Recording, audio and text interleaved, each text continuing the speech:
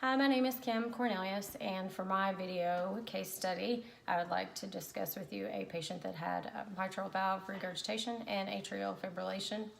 This is the case study of Mrs. K. The history of present illness is that Mrs. K is a 53-year-old female with no significant past medical history. She is, however, a current smoker with a 1 pack per day for the last 35 years smoking history. She presented to the emergency department with a sudden onset of shortness of air. She states that she has not seen a physician of any kind in about the past year and has had no health concerns since that last visit. But approximately a week ago, she began experiencing shortness of air that has progressively worsened.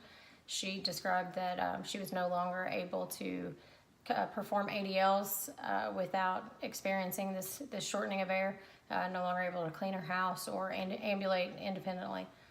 So she's needing assistance with basically living. She complains that she can't breathe when she's lying flat. In the past week, she's had to stack pillows, at least 2 pillows underneath her in order to sleep. She complains that she's had a dry cough. She denies any nausea, vomiting, diarrhea, constipation, or dysuria, no GI disturbances of any kind. She denies any chest pain. She does report some palpitations. She has not had a fever recently and claims that she hasn't been around anyone that has been sick in any way. Upon presentation to the emergency department, the patient was found to be in atrial fibrillation with rapid ventricular heart rate in the 130s. The EKG clearly shows the periods of atrial fibrillation on the EKG strip. Chest X-ray shows moderate pulmonary congestion. Mrs. K has bilateral effusions noted on both sides, but the left is greater than the right. Transesophageal echocardiogram showed thrombi in the left atrial appendage, so cardiodiversion for her atrial fibrillation was deferred. This patient was actually admitted for further treatment. As far as Mrs. K's physical exam, in general, she was found to be in no distress. They had placed her on 2 liters nasal cannula to help assist her with her shortness of air, and she was sitting up in her bed. She does have some poor dental hygiene, respiratory, decreased breath sounds bilaterally, and she had mild wheezing in all lung fields. Cardiovascular S1 and S2 were appreciated. She does have an irregular rate and rhythm. All pulses were checked and were present. No abdominal concerns of any kind. As far as extremities, there was no evidence of cyanosis or edema, and she does have positive peripheral pulses. Neurologically, Mrs. K is alert and oriented ×3. The only significant past medical history that she reports is gastroesophageal reflux. So the pathophysiology for mitral regurgitation is that it is a backflow of blood from the left ventricle into the left atrium, which is caused by failure of the heart's mitral valve to close properly during contraction. Common causes for mitral valve regurgitation include a prolapse of the mitral valve, infections like rheumatic heart disease or infective endocarditis, and calcification on the annulus of the mitral valve.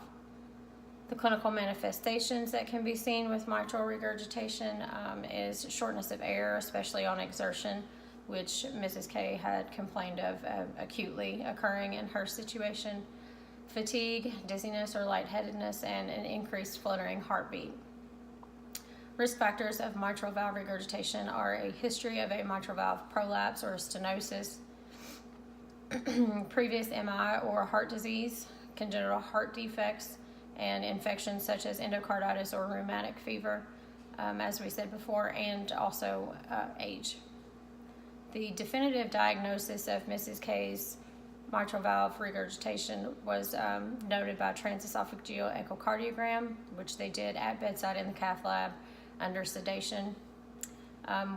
The TEE found that the left ventricular systolic function was normal at 60 to 65%.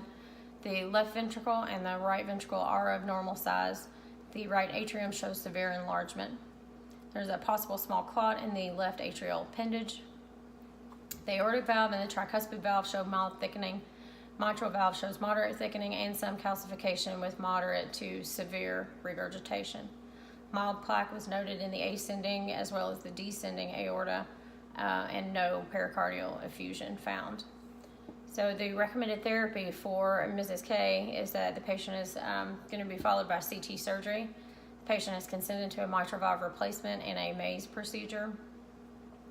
The outcome for Mrs. K is that she actually tolerated the procedure really well.